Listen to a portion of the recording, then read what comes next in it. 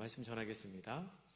여러분 다 아시겠지만 그 개그맨 중에 조세호라는 사람이 있습니다. 조세호라는 개그맨이 있는데요.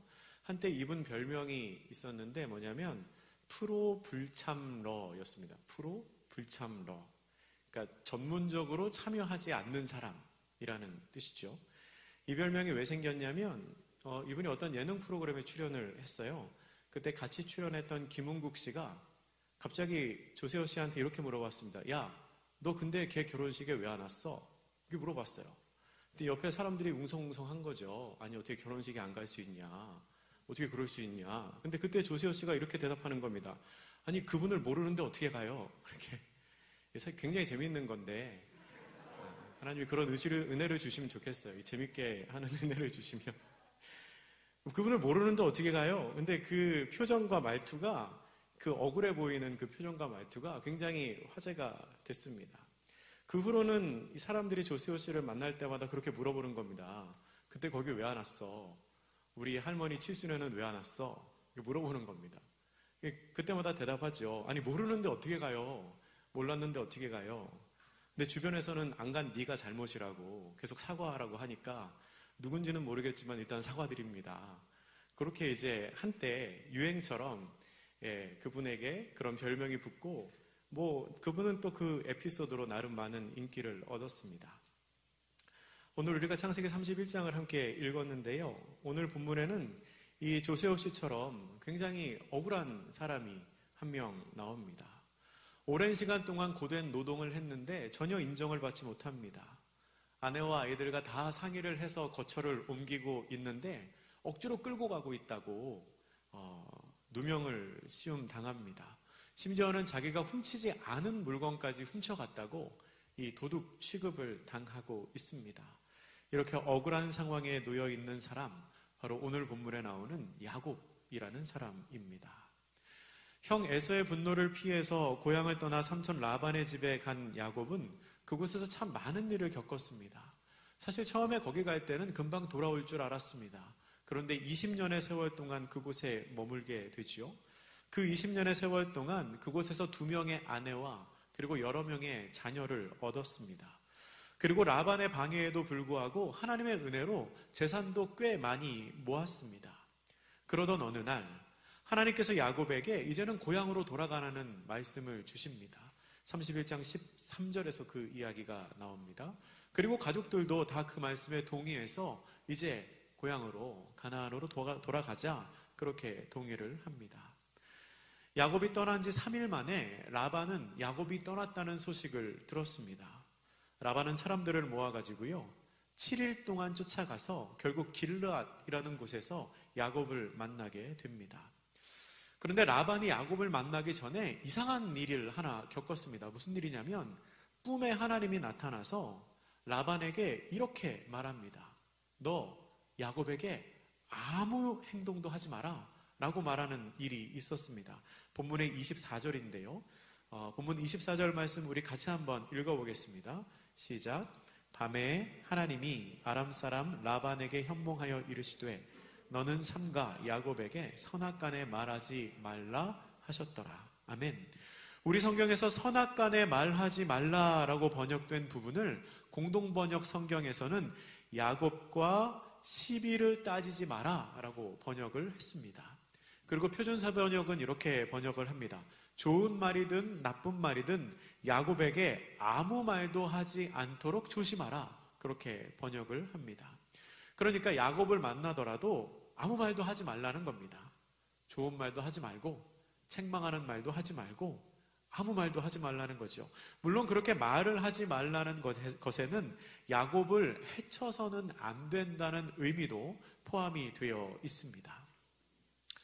아마 라반으로서는 기운이 쭉 빠졌을 것 같습니다. 얼마나 그 마음속에 이 분노를 품고 야곱을 찾아 열심히 달려오는 길이었겠습니까? 근데 아무 말도 하지 말라니요. 이 야곱을 잡아서 도망간 거를 꼬투리로 잡아서 해코지하거나 아니면 재산을 빼앗거나 그렇지 않으면 다시 끌고 오기라도 해야 속이 시원할 것 같은데 아무 말도 하지 말라고 하니까 아마 라반은 굉장히 기운이 빠졌을 것 같습니다. 그래서인지 이 야곱을 만난 라반은 마음에도 없는 소리를 합니다. 뭐라고 말하나요? 본문 27절과 28절 말씀인데요. 제가 읽어보겠습니다. 내가 즐거움과 노래와 붓과 수금으로 너를 보내겠거늘 어찌하여 내가 나를 속이고 가만히 도망하고 내게 알리지 아니하였으며 내가 내 손자들과 딸들에게 입맞추지 못하게 하였으니 네 행위가 참으로 어리석도다 라고 말합니다. 여러분, 만약에 야곱이 라반에게 떠나겠다고 얘기를 했으면 라반이 정말로 즐거워하며 노래를 부르며 소고를 치며 그를 보내주었을까요? 아니었을 겁니다. 그동안 라반의 행동을 보면 절대 그렇게 하지 않았을 겁니다. 근데 라반이 지금 이렇게 말하는 거죠. 이건 정말 마음에도 없는 얘기거든요. 그렇게 가식적인 말을 하는 라반을 보면서 아마 야곱의 마음속에는 슬슬 분노가 올라왔을 것 같습니다. 여러분, 거짓말인 거 뻔히 아는 말을 앞에서 들어보신 적 있으십니까? 저 사람 저거 분명히 거짓말하는 건데 참 뻔뻔하게 이야기한다. 그런 상황에서는 한편으로는 그 얘기를 듣고 있는 내가 좀 비참해지기도 하고요. 한편으로는 마음속으로 막 화가 나는 일이기도 합니다. 근데 라반은요, 행동으로만 해코지를 하지 않았지 이미 말로는 도끼를 품어냅니다. 이미 말로는 다 해쳤습니다. 29절 말씀 우리 같이 읽어보죠. 시작. 너를 해할 만한 능력이 내 손에 있으나 너희 아버지의 하나님이 어젯밤에 내게 말씀하시기를 너는 삼가 야곱에게 선악간에 말하지 말라 하셨느니라. 아멘. 여러분, 이 말씀의 상반절에 나오는 라반의 말, 이게 라반의 진심입니다. 내가 마음만 먹으면 너는 충분히 해칠 수 있다는 겁니다. 내가 충분히 그렇게 해칠 수 있는데 지금 참고 있다는 거죠. 하나님만 아니었으면 너는 벌써 내 손에 혼쭐이 났다 라고 말하고 있는 겁니다. 그런 상황에서 라반은 야곱을 도둑으로 몰아갑니다. 다 그렇다 치더라도 어떻게 내 신을 도둑질할 수 있느냐라고 라반에게 말하지요. 여러분, 이 말 자체가 참 웃긴 말입니다. 왜냐하면 사람이 신을 도둑질할 수가 있나요? 사람에게 도둑질을 당한다고 하면 그 신이 진짜 신이겠습니까? 여러분, 그렇게 말하는 것 자체가 사실 라반이 찾고 있는 이 신이라는 게 우상이라는 것을 증명하는 겁니다. 라반은 지금 집에 있던 드라빔이 없어진 것을 야곱에게 다 뒤집어 씌우고 있습니다. 그 드라빔을 라헬이 가지고 온지 몰랐거든요. 그래서 그 드라빔을 발견할 경우에 그 사람은 죽게 될 거라고 감정을 실어서 저주를 하면서 맹세를 하기도 합니다. 그리고 라반은 결국 야곱과 그의 가족 사이에서 드라빔을 발견하지 못합니다. 그렇게 드라빔을 발견하지 못한 후에 그때 정말로 야곱의 분노가 폭발하기 시작합니다. 오늘 보면 36절에서 41절까지 그 내용이 나오는데요. 야곱은 조목조목 라반의 말에 반박을 합니다. 그리고 자기 변호를 합니다. 굉장히 억울하고 굉장히 분노가 넘치는 상황이지만 근데 그 상황에서도 굉장히 논리적으로 야곱은 말을 하고 있습니다. 먼저 야곱은 자기에게는 아무런 잘못이 없다고 말하면서 직접 생각해 보라고 말합니다. 직접 한번 생각해 봐라. 직접 판단해 봐라. 라고 이렇게 말합니다. 우리 본문의 36절과 37절 말씀인데요. 같이 한번 읽어보겠습니다. 36, 37절입니다. 시작. 야곱이 노하여 라반을 책망할세. 야곱이 라반에게 대답하여 이르되 내 허물이 무엇이니이까? 무슨 죄가 있기에 외삼촌께서 내 뒤를 급히 추격하나이까? 외삼촌께서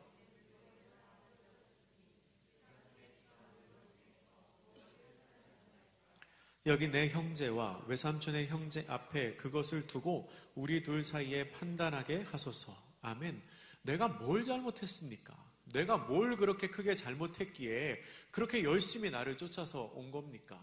뭐 발견한 게 있으면 한번 꺼내 보십시오. 꺼내놓고 한번 얘기해 봅시다 라고 말하고 있습니다. 그러면서 그동안 자기가 어떻게 살아왔는지를 반론합니다. 그동안 라반의 집에서 성실하게 일했고 개인적으로 사적으로 아무것도 라반의 재산을 편취하지 않았다고 이렇게 말합니다. 38절 제가 읽습니다. 내가 이 20년을 외삼촌과 함께 하였거니와 외삼촌의 암양들이나 암염소들이 낙태하지 아니하였고 또 외삼촌의 양떼의 순양을 내가 먹지 아니하였으며. 아멘. 자기가 돌본 양 중에서 낙태한 양이 없습니다. 새끼를 잃어버린 양이 없습니다. 그리고 내가 한 마리도 개인적으로 그 양을 편취하거나 내가 몰래 잡아먹거나 그런 적이 없다는 겁니다. 게다가 야곱은 자기 잘못이 아닌 손해들도 스스로 배상을 했습니다. 39절 말씀 우리 같이 읽어보겠습니다. 39절 시작. 물려 찢긴 것은 내가 외삼촌에게로 가져가지 아니하고 낮에 도둑을 맞았던지 밤에 도둑을 맞았던지 외삼촌이 그것을 내 손에서 찾았으므로 내가 스스로 그것을 보충하였으며. 아멘. 이게 사실은 내 잘못이 아닙니다. 내 실수가 아닌데도 재산상의 손해가 발생했을 때는 그거 내가 다 변상했다는 겁니다. 삼촌이 찾으시니까 내가 다 변상했다는 거죠. 그러면서 어떻게 일했냐면 자기 자신을 희생하면서 일했습니다. 40절 말씀입니다. 제가 읽습니다. 내가 이와 같이 낮에는 더위와 밤에는 추위를 무릅쓰고 눈 붙일 겨를도 없이 지냈나이다. 아멘. 더위와 싸워가면서 추위를 이겨가면서 내가 잠도 제대로 못 자가면서 일했다는 겁니다. 마지막으로 내가 그렇게 열심히 성실하게 개인적인 이익을 추구하지 않고 일했는데 당신이 나를 어떻게 대했는지 한번 생각해보라. 이렇게 말합니다. 41절 말씀 같이 읽겠습니다. 시작. 내가 외삼촌의 집에 있는 이 20년 동안 외삼촌의 두 딸을 위하여 14년, 외삼촌의 양떼를 위하여 6년을 외삼촌에게 봉사하였거니와 외삼촌께서 내 품삯을 10번이나 바꾸셨으며. 아멘. 20년을 한결같이 일했습니다. 성실하게 일했습니다. 개인적인 유익 하나도 취하지 않고 일했습니다. 근데 그 대가로 돌아온 것이 무엇입니까?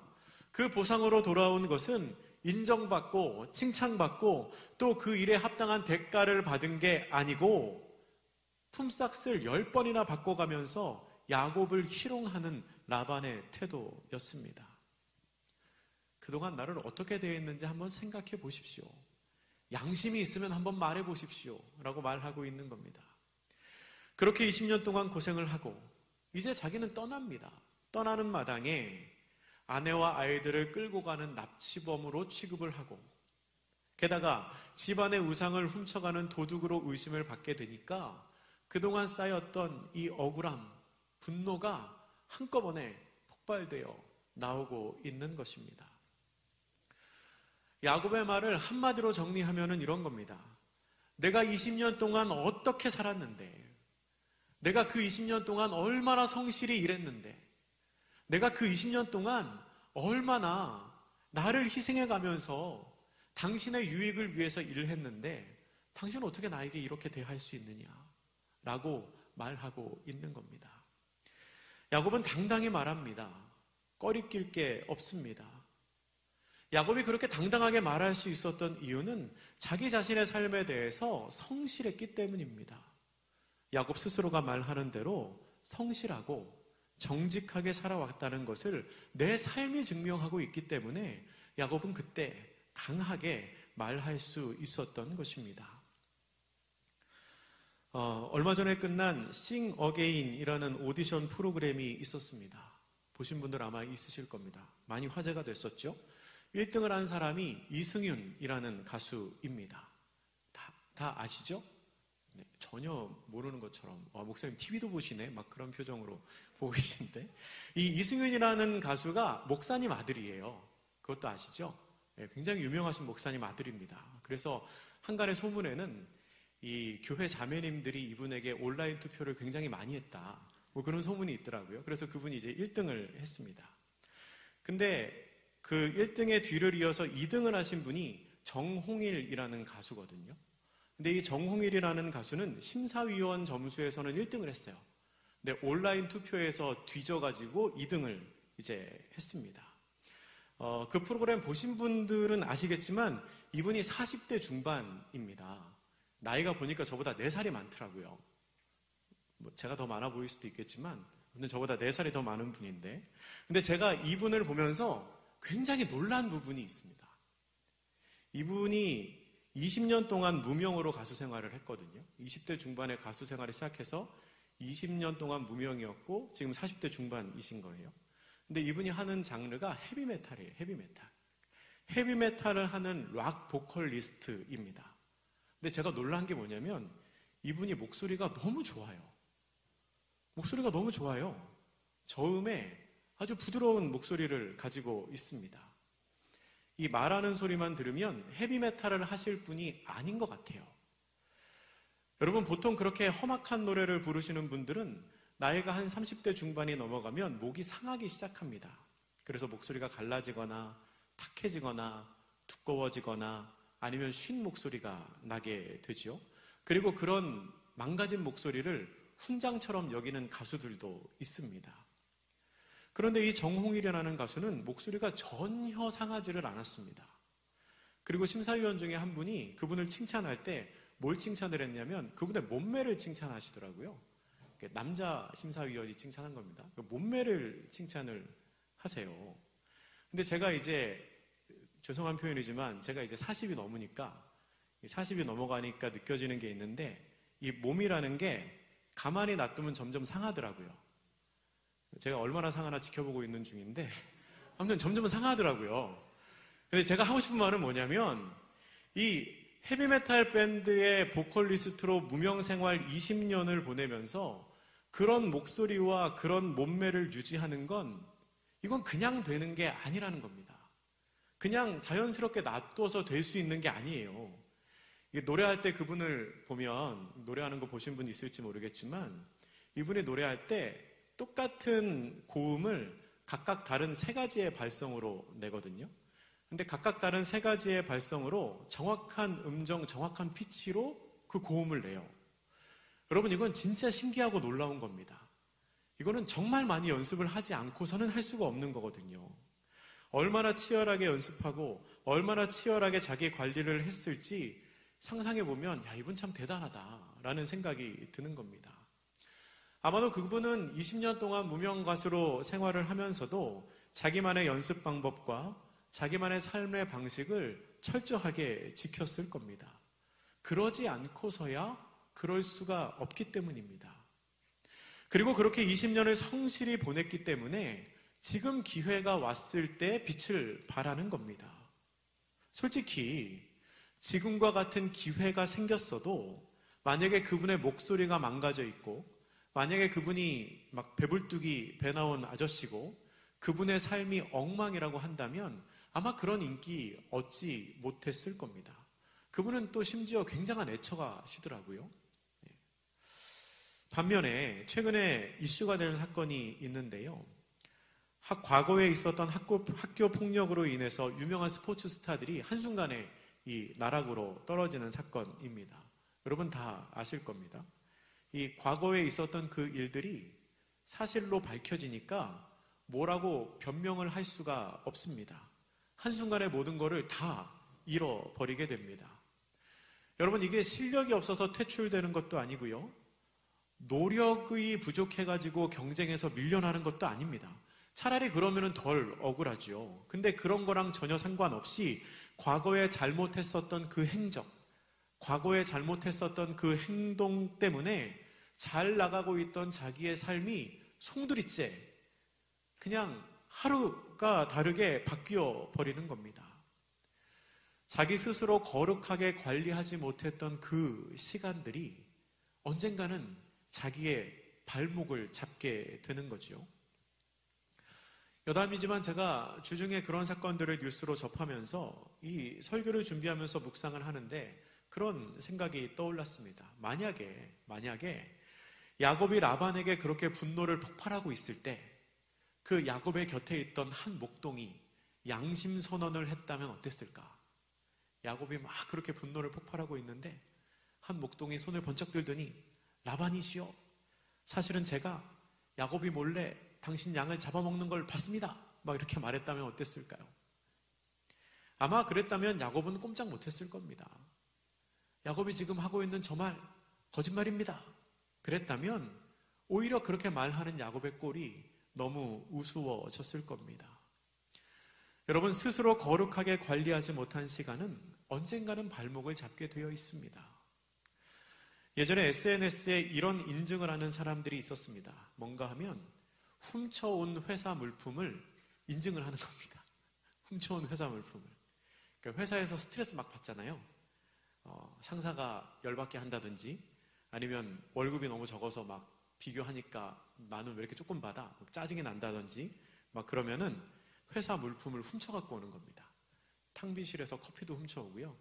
사무실에서 복사용지도 훔쳐갖고 와요. 그래서 그거를 사진에 찍어서 SNS에 올리는 겁니다. SNS에 올리면서 이렇게 써요. 월급이 적어서 짜증나는데 이렇게 해서라도 살림에 보탰으니까 마음이 편하다. 뭐 이렇게 해서 나는 오늘도 커피 3개를 훔쳐왔다. 막 이렇게 해서 올리는 거예요. 여러분 그런 마음이 혹시 공감이 가시나요? 그렇게 해보신 적 있으신가요? 여러분 그건 분명히 옳지 못한 행동입니다. 그리고 자기에게 주어진 시간을 그렇게 보낸다면 내가 일할 때 아무리 열심히 일을 하고 아무리 성실히 일을 하고 또 그 일을 통해서 성과를 냈다고 할지라도 스스로를 돌이켜서 내가 성실했다고 말할 수는 없을 겁니다. 제가 아는 한 목사님은 교회에서 사역을 하는데 만 5년 동안 하루도 안 쉬었습니다. 정확히 말하면 만 5년 동안 교회를 가지 않은 날이 한 번도 없었습니다. 그러면 그 교회 사람들이 다 그렇게 일했냐? 그거는 아니고요. 다른 분들은 뭐 새벽에 쉴 때도 있었고 여름에 휴가도 다 다녀오고 했습니다. 근데 다른 분들, 뭐 담임 목사님을 비롯해서 다른 사역자들 여름 휴가 다 이렇게 다녀오시고 나면은 휴가 기간이 끝나서 갈 수 있는 날짜가 없는 거예요. 그렇게 한 해, 2해 이렇게 보내다가 5년 동안 그렇게 하게 된 겁니다. 아마 그분은 그 사역의 경험을 평생 이야기할 겁니다. 아마 그 경험을 평생 써먹을지 모르겠습니다. 사실 그게 내가 그렇게 해야겠다고 해서 되는 일은 아니거든요. 하나님께서 다치지도 않게 지켜주시고 아프지도 않게 지켜주시고 또 특별한 상황이 없도록 지켜주셔야 그렇게 일할 수 있는 거 아니겠습니까? 제가 어떻게 그렇게 잘 아냐면 그게 제 얘기거든요. 제가 그 사람입니다. 제가 그 사람. 사실 그 기간이 저에게는 뭐 힘들다면 힘들 수 있는 기간이었지만 한편으로는 하나님께서 저에게 주신 은혜의 경험이기도 합니다. 평생 써먹을 수 있는 이야기이죠. 오늘도 이렇게 써먹고 나는 그랬다. 너무 꼰대 같죠. 근데 사실 이런 얘기를 하면 안 되죠. 사랑하는 청년 여러분, 저는 여러분이 자신의 삶에 대해서 할 말이 있는 사람들이 되면 참 좋겠습니다. 야곱처럼 내가 20년 동안 어떻게 살았는지 아느냐? 나는 내 삶에 있어서 이렇게 당당하다 라고 말할 수 있는 그런 삶, 그런 삶을 사시기를 축복합니다. 그런데 그러려면, 그렇게 내 삶에 있어서 당당하게 자신 있게 말할 수 있으려면 성실하게, 거룩하게 자기 자신의 삶을 관리해야 합니다. 누군가가 여러분의 삶에 대해서 물어본다면 여러분은 뭐라고 답을 하시겠습니까? 당신의 삶에 어떤 성실이 있습니까? 당신의 삶에 어떤 믿음의 행적이 있습니까? 당신은 당신의 삶의 시간을 어떻게 거룩하게 관리하고 있습니까? 라고 물어본다면 여러분 어떻게 대답하시겠습니까? 혹은 이런 억울한 일이 생기면 어떻게 하시겠습니까? 너 사실은 납치범 아니냐? 너 사실은 도둑놈 아니냐? 너 사실은 시간 낭비범 아니냐? 라고 누군가가 여러분의 삶에 누명을 씌운다면 여러분 그때 뭐라고 대답을 하시겠습니까? 오늘 본문에서 가장 중요한 말씀이 42절 말씀입니다. 우리 42절 말씀 같이 읽어보겠습니다. 시작.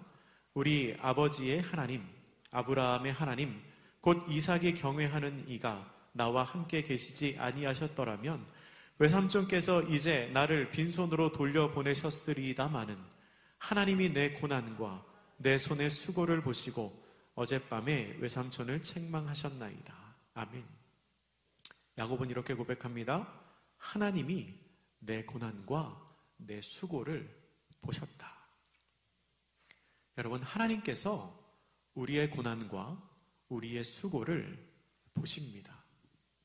그리고 하나님께서 우리의 성실과 우리의 거룩을 보십니다. 그렇게 내 삶을 아시는 하나님께서 라반을 찾아가서 책망하고 야곱을 구해주신 것처럼 그 모든 고난, 그 모든 수고의 시간을 통해 우리를 갚아주십니다. 우리를 보고 계신 하나님이 그 모든 것을 반드시 회복시켜 주십니다. 내 자랑을 하기 위해서 성실한 삶을 살라고 하는 것이 아닙니다. 자기의 삶에 대해서 할 말이 있는 삶, 하나님과 스스로에게 부끄럽지 않은 삶을 살면 하나님께서 여러분의 그 성실, 하나님께서 여러분의 그 거룩을 보시고 그 고난과 수고를 반드시 갚아주실 것입니다. 하나님께서 여러분을 부끄러운 상태로 남겨두지 않으실 것입니다.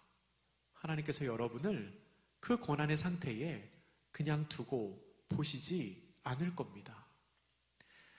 말씀을 정리하겠습니다. 우리 성경 한 구절 같이 찾아보지요. 시편 146편 5절부터 7절까지의 말씀입니다. 시편 146편 5절부터 7절까지의 말씀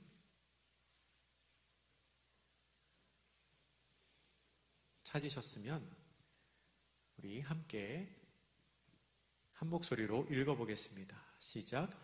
야곱의 하나님을 자기의 도움으로 삼으며 여호와 자기 하나님에게 자기의 소망을 두는 자는 복이 있도다. 여호와는 천지와 바다와 그 중에 만물을 지으시며 영원히 진실함을 지키시며 억눌린 사람들을 위해 정의로 심판하시며 줄인 자들에게 먹을 것을 주시는 이시로다. 여호와께서는 갇힌 자들에게 자유를 주시는도다. 아멘.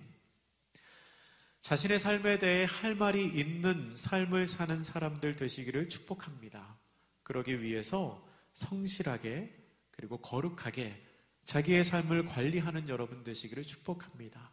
우리가 그렇게 살아가면 지금 읽은 시편 기자의 고백처럼 야곱의 하나님, 우리의 하나님께서 우리의 모든 억울함을 풀어주시고 또한 우리를 먹여주시며 우리에게 자유함을 허락하여 주실 것입니다. 기도하겠습니다. 사랑의 하나님, 억울하고 분노가 치미는 상황에서도 야곱은 당당하게 자신의 삶을 대변합니다. 그의 삶은 참으로 치열했고 또 한편으로는 비참했지만 그러나 성실했습니다. 우리도 우리에게 주어진 삶의 시간 속에서 거룩하고 성실하게 하옵소서. 그리하여 하나님과 사람들 앞에서 당당하게 할 말이 있는 삶을 살게 하옵소서. 그러한 저희의 삶 위에 은혜를 허락하시사 우리의 억울함을 풀어주시고 우리를 먹이시며 자유함을 허락하여 주시옵소서. 예수님의 이름으로 기도드립니다. 아멘.